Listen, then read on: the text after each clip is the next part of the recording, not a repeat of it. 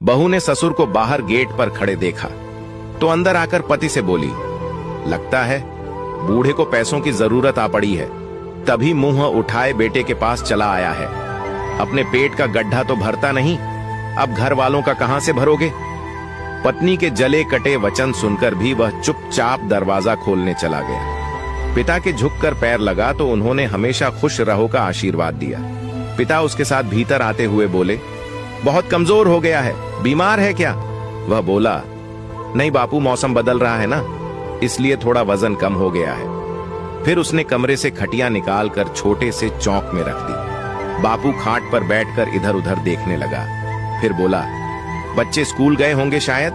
वह बोला, नहीं बापू, आज छुट्टी है, बाहर खेल रहे हैं। किवाड़ की ओट में खड़ी बीवी का दिल किया बोलकर बता दे कि कोई छुट्टी वृट्टी नहीं है। फीस न भर पाने के कारण स्कूल वालों ने उन्हें स्कूल से निकाल दिया है। मगर बड़ी मुश्किल से उसने खुद को चुप रखा।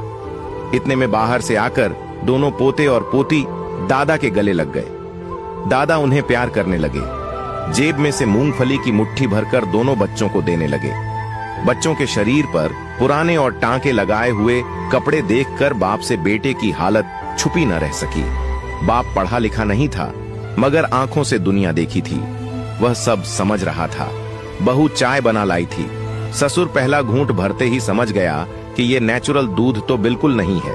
बेस्वाद चाय के 2 घूंट भरकर बाकी बची चाय कप में ही छोड़ दी और कप को खाट से नीचे रख दिया। फिर बेटे को पास बुलाया तो वह घबराता हुआ सा बाप के पास आकर जमीन पर ही बैठ गया। मन से आशंकित था कि बापू पैसे ना मांग ले। न बच्चों की फीस भर पाया था, न बिजली का बिल, न पत्नी की दवाइयों के लिए पैसे जुटा पा रहा था। 3 महीने का मकान का किराया भी बाकी चल रहा था। वह अनमना सा होकर बापू के मुंह की ओर देख रहा था।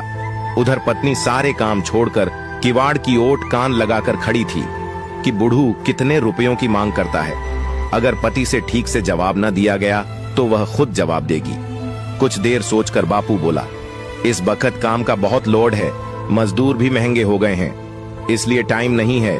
रुकने के लिए आज ही 4 बजे की ट्रेन से वापस जाऊंगा। 4 महीने से तुम्हारा कोई समाचार नहीं आया। तुम्हारी माँ को बहुत फिक्र हो रही थी, इसलिए उसने मुझे जबरदस्ती यहाँ भेजा है। मैं तुम्हारा बाप हूँ, मुझे मालूम है जब तुम परेशान होते हो तभी ऐसा करते हो। फिर पिता ने कमीज की अंदर वाली जेब से 500 रुपये की 2 गड्डियां निकालकर बेटे की तरफ बढ़ाते हुए कहा, रख लो। चने की फसल अच्छी गई थी, घर में किसी प्रकार की कमी नहीं है, सब मजे में है। मगर तुम बहुत कमजोर लग रहे हो, ढंग से खाया पिया करो। बच्चे भी कमजोर लग रहे हैं, उनका भी ख्याल रखा करो। बहू शायद बीमार है, उसे ढंग के हॉस्पिटल में दिखाओ। अगर शहर में तुम्हारा काम धंधा नहीं चल पा रहा है तो गांव लौट आओ। तुम्हारे बिना मेरा और तुम्हारी माँ का मन भी नहीं लगता। पोते पोतियों के बिना घर सुना सुना लगता है। बेटे को जैसे सांप सूंघ गया था, वह गर्दन उठा ही नहीं पा रहा था।